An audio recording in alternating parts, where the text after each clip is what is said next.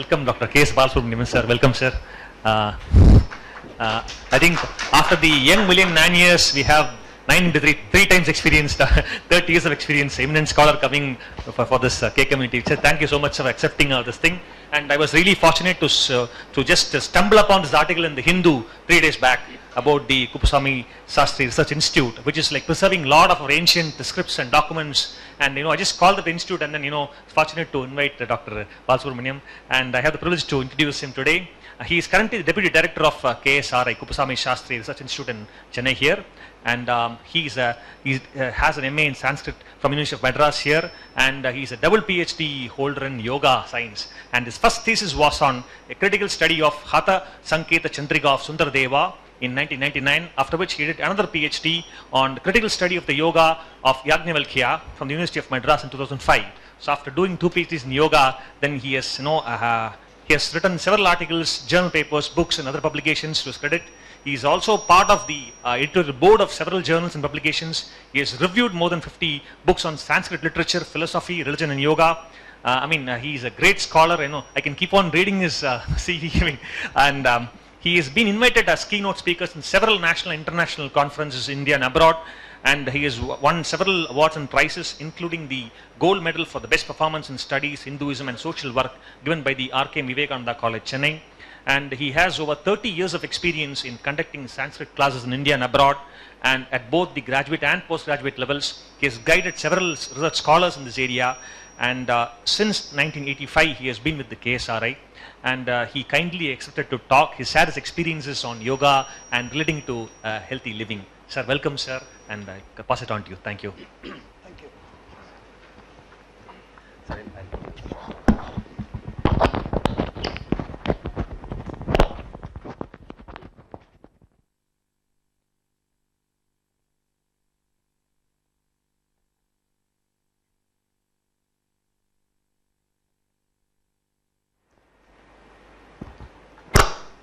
At the outset, I thank Mr. Gopalakrishnan for his invitation to me, and I thank all of you for being here. And please excuse me for talking about certain things which may not be of interest, or things which you may not be familiar with, because my field is far different from what I've been doing. And by nature, I am a very talkative person also. So please tell me when to stop. And yoga by nature, it's a very vast subject. And there have been so many fields in yoga which are still to be explored. For example, there is a particular study of yoga called Svarodaya, based on the breathing techniques, how you can prognosticate things to come, including birth of a child, how to stop accidents, how to ward off diseases, how to face interviews, and which nostril you should be breathing in while doing difficult things or auspicious things, so on and so forth. And in our ancient scriptures or texts on yoga, there have been hundreds and hundreds of techniques which have been described. But as we find now, there have been so many yoga institutions in Chennai, in India, and also in many foreign countries. And the very word yoga is very captivating, very attractive, at least from commercial point of view. And there are people who charge minimum 30 euros or $30 for 1 hour class. And yeah.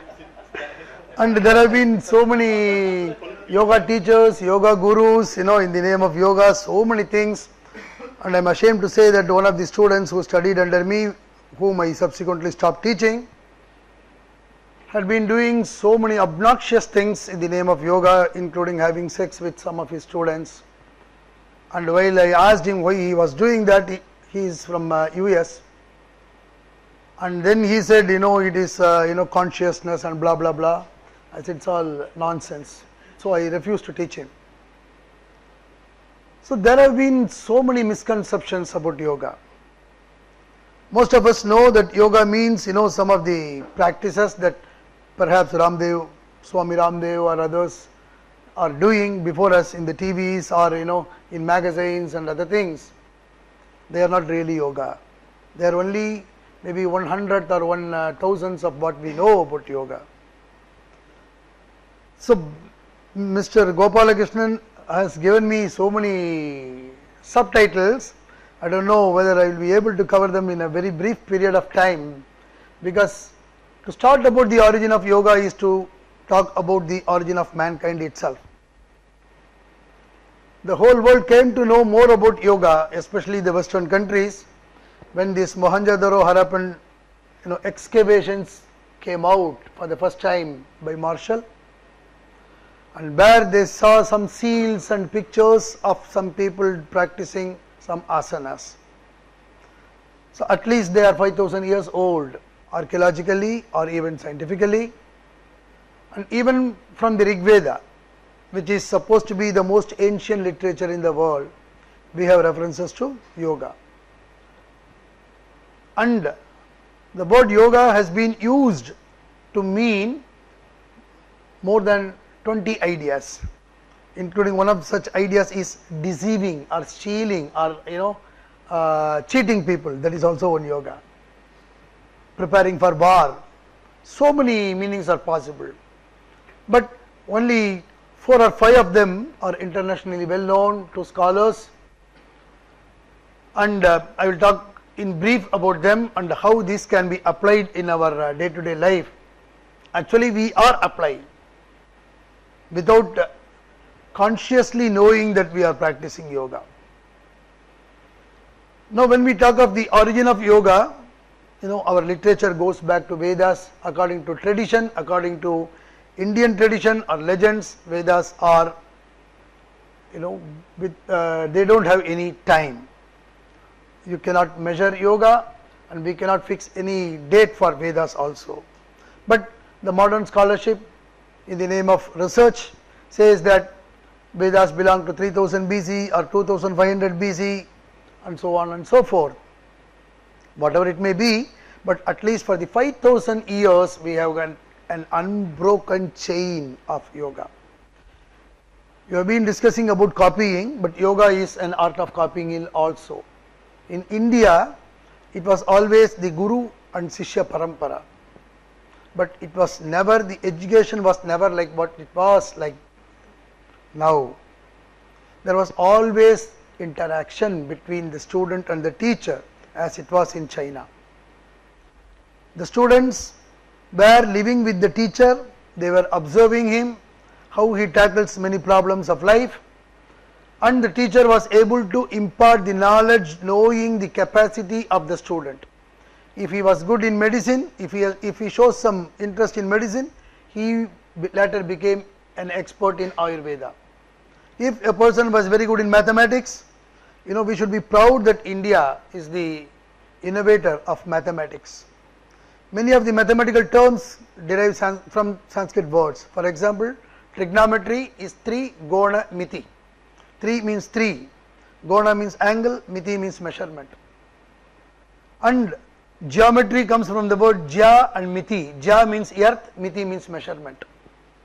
Algebra was very well known to Indians starting from the time of the great Aryabhata, and even before him it was known as Avyakta. So even in mathematics we had so many divisions like arithmetic, trigonometry, geometry, algebra and so many other branches. Prior to Pythagoras, we invented the right angle theory, and proof is available now. Before Pascal or Leibniz and others came into picture, or even Sir Isaac Newton, who could discover the theory of gravity, our ancient scriptures contain all these things, whether it is in grammar, whether it is in Ayurveda, whether it is in yoga, all these things have been given. Only thing which was missing was, in modern terminology, marketing. We didn't market it. So many things are not known to us, unfortunately. Architecture, genetics for example, the genetic science now is gaining momentum, but we have got excellent books on genetics, whether it is in Ayurveda or a text exclusively on embryology. There are so many aspects in which Indians excelled. When Dr. Radhakrishnan was Spalding professor in UK, Bertrand Russell told him India has contributed nothing to mathematics, and Dr. Radhakrishnan immediately said yes, India has contributed nothing, and he was so surprised that Dr. Radhakrishnan could accept his words immediately. He said, how? He said nothing means zero, and India invented zero. Without zero there is no mathematics. And even before 150 BC we have got references how to write zero for the first time. So all these things were possible for these people. Recently we have edited a book from an ancient manuscript. Of course it was done by one professor of mathematics from Trivandrum, where even hundreds of years ago we knew the technique to find out square root, not 100, more than 1000 years ago, and including cube root, which the modern mathematics cannot do. How to find the distance between each planet, how to find out the diameter of the earth from wherever you are standing in the earth. All these techniques were known to them. And the skill of these people, we can see even the paintings, where we have references in Vishnu Dharmottara and other Puranas. The paintings start even now, after standing for hundreds of years, still they are intact. One such example people are still doing is the iron pillar near the Qutub, in the Qutub Minar, and there have been so many articles written on it by scientists. What I am telling is, yoga is one such science, or it is an art which we have lost. I am not saying this, even Lord Krishna says the same thing in the Bhagavad Gita in the 4th chapter. When Arjuna asks him, we know what the background of Bhagavad Gita, when Arjuna asks him about yoga, he said, this yoga I taught to the sun god, and he taught it to Ikshvaku, and he taught it to Janaka, but due to ravages of time, this science of yoga was lost to humanity. Fixing the date of Lord Krishna, modern scholars and astronomers and mathematicians believe that he belongs to 3000 BC or 3100 BC. So at least 5000 years old. For Lord Krishna to say that it was lost during his time and he was there to revive it, how much time would have elapsed for yoga to be brought back? So Lord Krishna says, Imam vivasvate yogam proktavanaham avyayam vivasvan manave praha. He taught it to Manu. Manuhu Ikshvakave abrivit. Manu spoke about it to Ikshvaku. Then he says, Evam parampara praptam. That which came in the lineage, tradition after tradition. Yogam rajarshayo viduhu. The great saints and seers knew this. Sakale neha mahata. Due to ravages of time, yogo nashtaf parantapa. Oh Arjuna, this science of yoga was lost. So we lost it, and many saints came to revive it. One such person was Patanjali. Of course, we have historically Lord Shiva reviving yoga.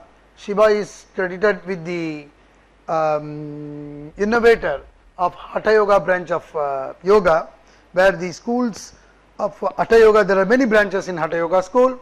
Hatha Yoga means those exercises which mainly pertain to the body, to some extent to the mind. And we have exercise to each part of the body, whether it is the stomach, the eye, the ears, the nose, the tongue, the anus, you name any part of the body.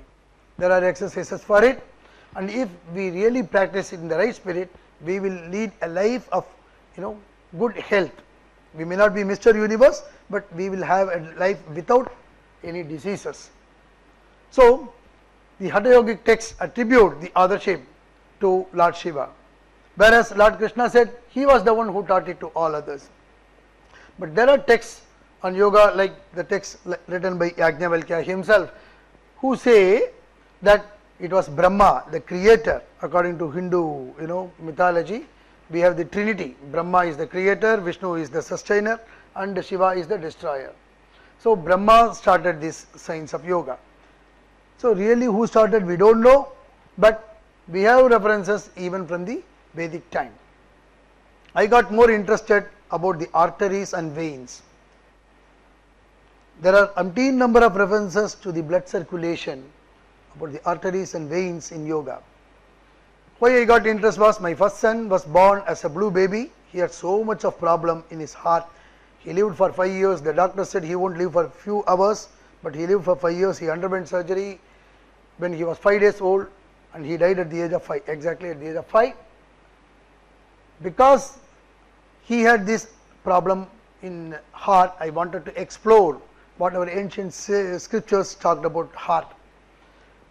I mean, such a wonderful description about all the arteries and veins are available in our ancient texts and yogic texts also. And they talk of more than 72 crores, 72 lakhs, 72,000 nerve centers in the body. And when we come to the brain, when we talk of the heart, when we talk of each limb of the body, wonderful references have been given. I can give you just 1 or 2 references for, though it is not connected to yoga. The first surgery, facial surgery, was done by Sushruta, and it was he who said, for any surgery in the face, you should take the skin from the scalp. Even now, the modern surgeons do the same thing, and rightfully, Sushruta is called the father of surgery. And some of the instruments that he has described in the text are even subtler than the breadth of the hair. So, how it was possible for him? There should have been some technology, or there should have been some knowledge about all these things. And much before him, thousands of years before him, even in the Rig Veda, the first transplant surgery for the thigh bone was done by the divine physicians called Ashwin. When a lady, because there are some ladies here, so I take privilege of talking this, excellent references about the women in Vedic lore we have got in our scriptures. Our modern women can never go near them. One such lady was going for a war along with her husband, and the opponent chopped off her knee in the battle. So the divine physicians came and applied steel plate in her right thigh, and then after the fixation of that, she went to the war, fought against the enemy and conquered him. And how she went, all such references are given. So what I am telling is, all such signs we have lost. It is not new for us. So talking of yoga, all such materials, because there is one subsection given by Mr. Gopalakrishnan, how to preserve the knowledge of yoga by institutions and individuals. No, this is the way we can do. There are people who practice. In the ancient texts on yoga, there are 84 asanas described. According to Indian texts, scriptures, there are 84 lakhs or 8.4 million species in this universe or in this world. The modern science has been able to find out nearly 40 lakhs, but our scriptures say there are 84 lakh species, different species available in this world. And just to have a compatibility with the 84 lakhs, Lord Shiva gave 84 asanas. Of course, there is only one text which describes all these 84 asanas, but now what we have is more than 200 asanas in the modern era, more than 200, and there are varieties in each asana. But unfortunately, or fortunately you can call it, many of the asanas have been patented by American yogic practitioners, not by any Indians. And many such things, like turmeric was patented by somebody, rice was patented by somebody, and thanks to Dr. Abdul Kalam, when he was the President of India, he took pains to digitize all our ancient scriptures and books which were published prior to 1950. And our institute was selected among one of the institutions, and some TTD and others came and digitized many of our books. This way we can also preserve the ancient knowledge. But the yogic science goes beyond time, and when the Vedic recitation is not easy. Just to recite, for example, Tachayora vrinimahe gatum yajnaya gatum yajnapataye daivi swastirastuna, like that it goes. There are 3 main notes. One is upper limit, middle and the lower. But when you go to the Padapata, they will say 1, 2, 2, 1, 2, 3, 3, 2, 3, 4, 4, 3, like that. And then the next one, 1, 2, 3, 3, 2, 1, 2, 3, 4, 4, 3, 2, like that combination. The higher one is 1, 2, 3, then 2, 3, 4 and 4, 3, 2, 1, 2, 3, like that. And the 5th one is very difficult. Even to utter one mantra it takes most of the time, but the breathing, that is more important. That required the practice of yoga. So, we have the practice of yoga going back to Vedic times. And what is yoga actually? Many of us know only the physical practices, they are known as yoga. I will talk about mainly some 3 or 4 definitions, or maybe 5 definitions. One of the popular definitions as often quoted by the teachers of yoga is, it is the union between the individual soul and God, or the supreme soul, what they call Jivatma and Paramatma and so on and so forth. But yoga means contact, union, and joining. In this way it is all called yoga. But Patanjali, who is considered as father of yoga, but he is not the first one to write on yoga, but he systematized all the schools of yoga and presented in a cogent form called Yoga Sutras. In ancient India, things were written in sutra or aphoristic form. They were all very brief, because brevity means it was easier for them to memorize and pass on to the generations after generations. That is where the Vedic knowledge were preserved. They were called Shruti, and our knowledge is called Smriti. We recollect, but it was only by hearing they were able to pass on. Now, this yoga, for example, one definition by Patanjali is yogaha chitta vritti nirodha, means restraint of the tendencies or the modifications of the mind is known as yoga. That is the translation, but I do not know how many of you could understand. I will just give a brief explanation for this. We have a mind. Do not confuse with brain and mind. We have mind. Mind is the place where all our thoughts originate. Because of the thoughts, we are able to exist. Because of the thoughts, we are able to speak. Because of the speech, we are able to execute or communicate. We are able to plan. We are able to do some resolution, and then we act accordingly. If there were no mind, we will not be able to act. You can't think. Now, Patanjali says, stop all the activities of the mind. Now, yogic science says, the mind is like a lake. Imagine a big lake full of water. Now, when I look into the water, will it reflect my face? Under what condition will it reflect my face? Yes, the first priority or condition is that it should be pure, it should be clean, like the one we see in the Olympic swimmings and all that. No, not only you can see your face, but you can penetrate, you can see the bottom.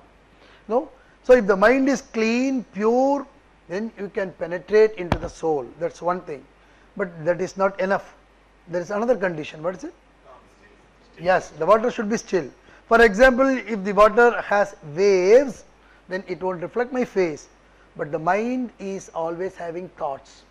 They are called waves. It's compared, in Sanskrit we call a maxim called Vichi Taranga Nyaya.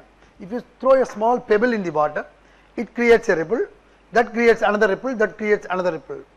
I have been meditating for more than 30 years. I belong to a spiritual system. Daily I meditate 1 hour in the morning before sunrise. But when I sit for meditation, if my thought goes to, I have some unfinished work in the office, or about my son or something else, that leads to another thought, that leads to another thought, it goes on unending. Therefore, it is just like throwing a small pebble in the water, which creates ripple after ripple after ripple. So, what Patanjali says is, annihilate it, control it, restrain it. Just like restraining the movement of the horse, so that the horse can go in the beaten track, it won't take you away. Is it easy? Yes, it is not very difficult, because these people, especially those sannyasins and other yoga teachers, make it very difficult for us deliberately. I will give a very crude example. When I am driving on the road, maybe in the main road here itself, there are so many vehicles coming opposite to me, by two sides to me and all that. I am not conscious, or though I am conscious, I don't go and dash against them, I go on my own. Similarly, when I am doing meditation, I can also skip those thoughts. The thoughts get power because I attend to those thoughts. When I give my attention to the thoughts, they control me. When I don't give attention to the thoughts, they just drop off. How to do it? A simple technique is called meditation.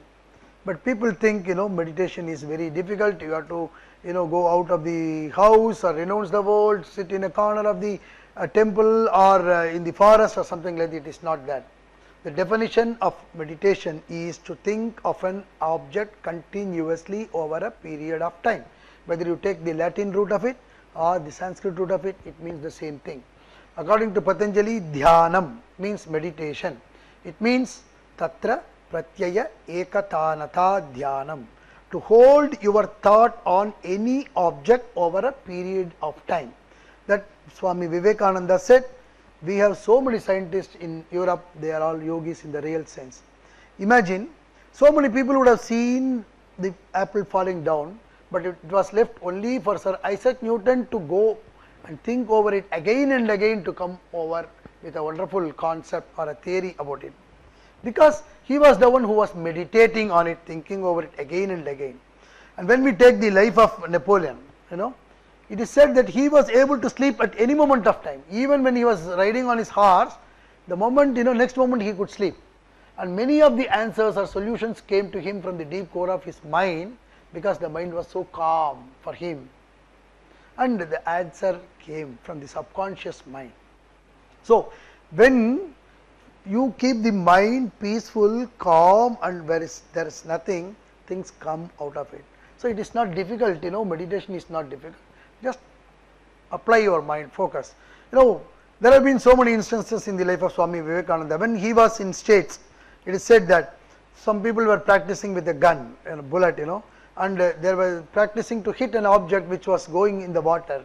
And he asked them what they were doing, and they told him, this is what we are practicing. And he said, let me try. For the first time in his life, he took the gun and he concentrated, and then he was able to shoot at the target for the first time in his first attempt. They asked him, Swami, how are you able to do it? He said, just I focused. How is it possible? Patanjali says, there are many conditions of our mind. We are conditioned by the tendencies or the modifications of the mind. For example, when I want to concentrate on something, the mind falls down. It goes to some other object. That is the first level. At the second level, it goes for some time, and then it falls. I am able to concentrate for, let us say, few seconds. At the third time, third level, it's very dull. For many of us, we feel lazy, sloth, indolent, or we are very lazy. We just leave it. We don't attempt at all. At the fourth time, yes, I am able to concentrate. At the fifth time, absolutely there is no difference between me and the object. This is what is known as samadhi. Many people define samadhi in a very different way. This is one of the definitions of samadhi. Patanjali, according to Patanjali, complete modification, the control of the modifications of the mind is known as samadhi, yoga. But another definition of yoga is samadhi. For most of us, you would have read in newspapers and other things, some saint attained samadhi. And you can see the samadhi of Pamban Swamigal here, Mahasamadhi of Paramacharya is there. It is not samadhi actually. What is samadhi? It is not a great thing. We are all in the form, in the mental attitude of samadhi many times. Samadhi is a very simple word. Sama means all of us know. It means equanimity, equilibrium, balance. Adhi, not adi, A-D-H-I. Adhi in Sanskrit means mental imbalance, mental disease. When the mind is not steady, you get some disease pertaining to the body also. Therefore, modern science also says many of the diseases originate from the mind. For example, headache, migraine, back pain, heart attack, BP, when you have anxiety, when you have pressure. Nowadays they talk of so many things, stress, all these things, when we have all these things, the mind gets affected, the body gets affected. Now the modern research says even cancer is possible, stomach ache is possible if the mind is constantly under stress, ulcer, all these things. So therefore they called it vyadhi, V plus adhi. Adhi means mental disturbance. When the mind is disturbed, the body also gets disturbed. Therefore what is samadhi? when the mind is completely in equanimity or balance or equilibrium. Therefore, the example that I gave you of the water which is crystal clear, but without any movement, the water which is chill, as somebody said here, it is possible for me to look at my face and also to penetrate into it.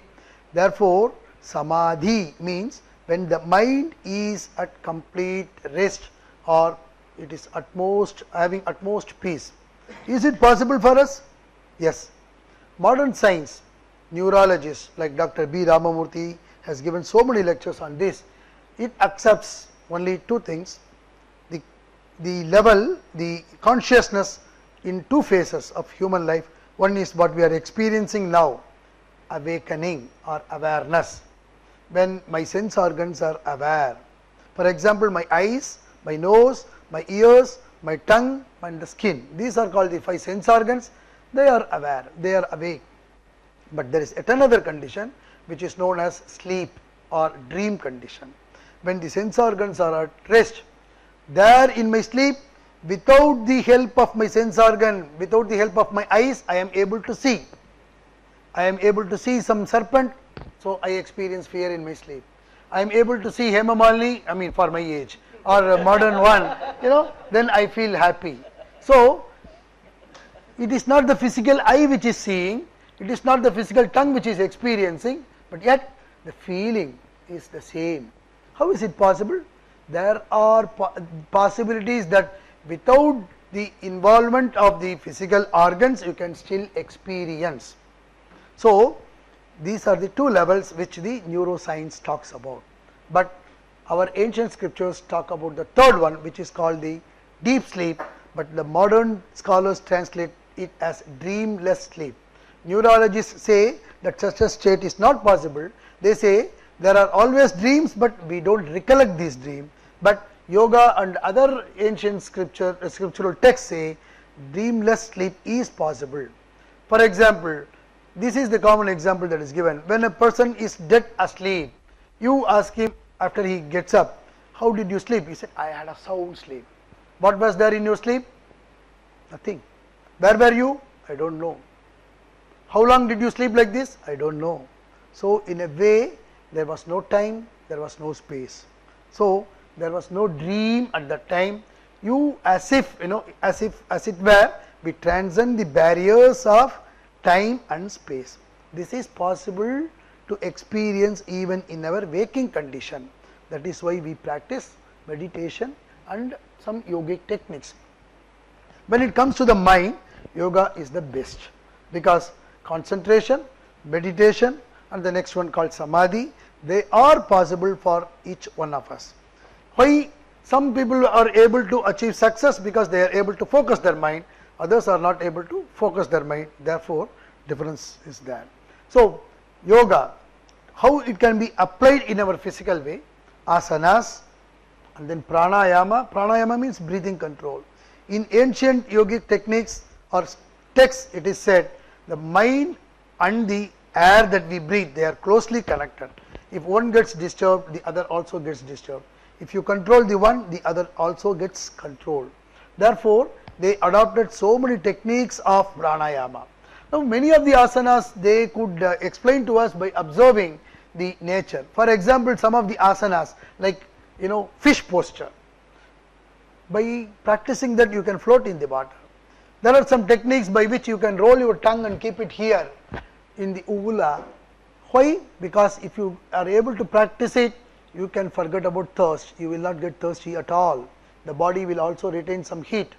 And some kind of mongoose which live in the Himalayan ranges, they are able to live, they are able to withstand the chillness of the weather by practicing this.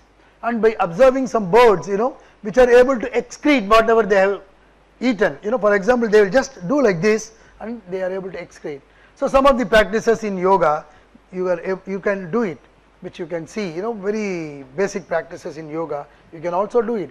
So, yogic techniques help us to preserve a good comprehensive life, but the balance between the body, the mind and the soul, that is important. That is why I said balance is yoga. I will give a small story before to make you understand this. We are all familiar with the story of Mahabharata, isn't it? What happened at the end of Mahabharata? Only the Pancha Pandavas, the 5 princes and their wife Draupadi were alive. Lord Krishna was there and he left the world, and these 5 men and their wife were ascending towards heavens. And you know which followed them? A dog followed. Ultimately we know it was god of death. Symbolically it means anybody who is born, only thing which is sure, is only death. Nothing else is sure in this life. Anybody who is born has to undergo death. But first one to fall when they were going, even now if you go to the Badrinath, you can see the place where they went, and the place is now stopped. Now the first one to fall was Nakula, and Bhima asks him, why is he falling? And Yudhishthira said, because he was conscious of his beauty. He was supposed to be the most beautiful person, so he fell down. Next one to fall was Sahadeva, and Bhima asked him, who? Sahadeva was supposed to be the most erudite person whom Lord Krishna praised so much, and Yudhishthira said he was conscious of his knowledge. And then Draupadi fell down. Said, Draupadi, Lord Krishna said, my sister, why did she fall? And Yudhishthira said she was partial to Arjuna, though we were 5 husbands. And then Arjuna fell down. He said, Arjuna was the closest to Lord Krishna. Entire Bhagavad Gita was recited to him, sermon on the battlefield. And when Arjuna fell down, Bhima asked him, why was he falling down? And then Yudhishthira did not turn back. He said, he used his power so much. We are using so much, we are abusing our power, whether it is physical, financial, intellectual, there is aggressiveness in our job. If some company does it, I have to be more aggressive, I use my power so much. So he fell down, and finally Bhima fell down. He said, why am I falling down? He said, you ate too much. And only person was Yudhishthira. The name Yudhishthira means Yudhi, means in the battlefield. Sthira means firm. Because in the battle between dharma and adharma, good and bad, good and evil, victory and defeat, he was the one who was always in the middle path. Therefore he did not fall down. This Lord Krishna says in the Gita again and again, 2 definitions he says for yoga. One is very famous, yogaha karmasu kaushalam. Yoga means to bring out the best in your activity. If you are expert in archery, bring out the best, you are a yogin. If you are best in computer science, you should be the best, then you are a yogin. If you are best in your studies, then you should bring out the best. The one who is able to bring out the best, or the dexterity or skill in action, is yoga. Another definition by Lord Krishna is samatvam yoga uchyate, the equanimity or balance or equilibrium, that is called yoga. Therefore he says yoga is not for the one who does not eat or who always eats. Yoga is not for the one who does not sleep or who always sleeps. Yoga is not for the one who stands always aloof, going away from the world. And yoga is not for the one who is always surrounded by people. So you should be in a state of complete balance. Like the example that he gives, like the lotus leaf in the water. It is in the water, but it does not get absorbed with the water. You are in the world, but you are not of the world. Such a state is possible by practicing yoga, but it is not exclusive privilege of X, Y, Z. Any one of us can practice, and as I told you, we are practicing yoga in different ways without our knowledge. When we are focusing, as Swami Vivekananda said, that is also a concentration. But where we concentrate, because yoga says the thing on which you concentrate, you will get that.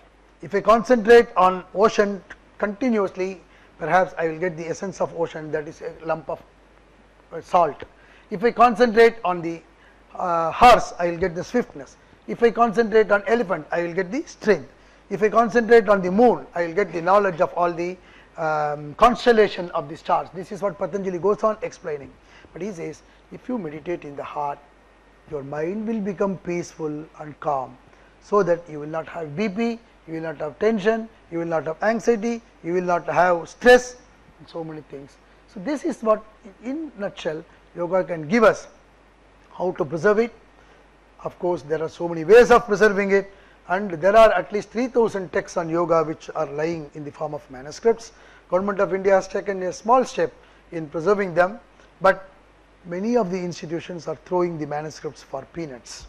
Many foreigners have taken, and lakhs of manuscripts have gone abroad, and of course in India there are millions of palm leaf manuscripts. Even in our library we have at least 2000 manuscripts, and of course many old books, not only on yoga but different science and arts and literature, language, grammar. But unless the mind is pure, your words will not be pure. As they say in Tamil, agathin aragu mugathil theriyum.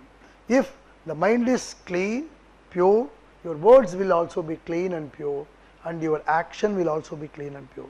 That is what made great people to get differentiated from others. Mahatma Gandhi, what he thought, he said. That's why my master used to say what you mean what you say. The great saints like Buddha, Jesus, or Mahatma Gandhi and others, they were having, the inner strength. How was it possible to fight against the mighty Britishers? He was a frail person. So the inner strength, inner courage comes from within by the practice of yoga. So Swami Vivekananda said, knowledge, what is education? It is the manifestation of knowledge already within man. What is religion? It is the manifestation of spirituality already within man. We need not go to temple, we need not go to any mosque or church or something like that. It is already inside. But it requires a little effort on our part to realize that I am also part of the divine. Therefore, yoga makes it all this possible, and I think the time is getting late for you. So maybe when I get some other opportunity, there are other branches of science as well in our ancient texts, and I really thank you for your passion listening, and I thank Mr. Gopalakrishnan for inviting me. But maybe if you have any queries, or you can write to me, my email ID is already there with Mr. Gopalakrishnan, or you can visit our Sanskrit college where we have the research institute anytime between 10 and 5. We work on even Saturdays except second Saturdays. You can come and visit our library, you can see our library, you can see what we are doing. There are 24 PhD candidates in us doing different research work in algebra, in mathematics, in architecture, in science, in botany, what have you, in modern science. All these things are there in our Sanskrit literature, and of course there are so many foreign scholars who come to do research here, which we are lacking. So I really thank you for your passionate listening, and I hope you will also take up this cause of preserving our ancient culture. Thank you very much.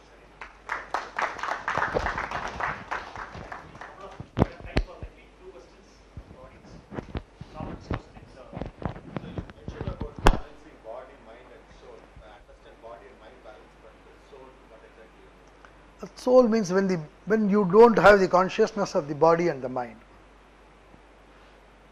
That is what actually means laya. Laya means to become one with. So where everything goes and meets, there is no two things. Therefore we have Himalaya.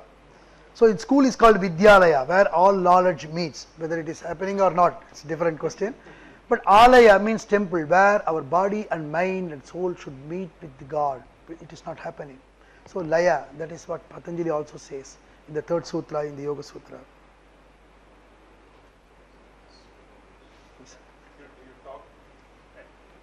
Please go ahead, sir. You talked about the history of India, right? Do you think the history we study today is authentic? I am very sorry to say this is very much concocted. I have the not authority, but I have heard from many scholars that those professors who wanted to become readers and professors during British Empire, they were party to this. For example, even linguistically we can say, whether it is Panini or those who came before him and after him, the history goes beyond 5000 years. So we can see all these things, for example, Vedic tradition. The constellations have been explained so well, whether it is Mahabharata war and other thing, with which with the modern, one project that we really, which we did now, our, the date of earth goes back to millions and millions of years. But our geology, modern geology does not give that much of years, or even the science. But we have got evidences for all these things. Our history, our scriptures talk of a wonderful continuity, and one of the projects that we have taken now is to reconstruct the history, and the project is on the evolution of earth from Puranic perspective. The ice age, the global warming, all such things which have been explained thousands of years ago so wonderfully, and by when it comes out, we will have a glimpse of idea that our history is not what we read now. Thank you. Sir, do you see our ancient values because of lack of marketing or is lack of self-esteem? See, the values that we think what we are having now, these are all man-made, or the values that we have acquired from the Western view. The values that the ancients said was always different. After imparting the knowledge, the teacher always taught the values. It is not the knowledge which is important, it is the values.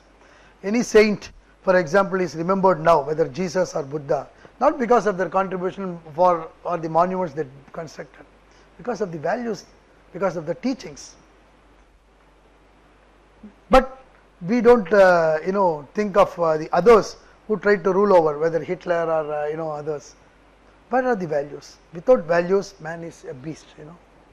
That is why it is said, the food, the sleep, the copulation, the fear, all such things, they are common to man and animals. In what way we are different? The values. So that is what yoga says. These values are universal in nature, without the barriers of color, creed, caste, nationality. They are, morality is actually one. Like you don't have Indian hunger and Western hunger, no. Morality is one. So our yogic text and other texts teach of these things, moral values like that. Thank you, sir. Thank you so much, sir. Thank you for your questions. So I request Cynthia. Cynthia, please. Cynthia. So today's topic, both the topics are very different and very, very interesting. Thank you very much, sir. Thank you very much.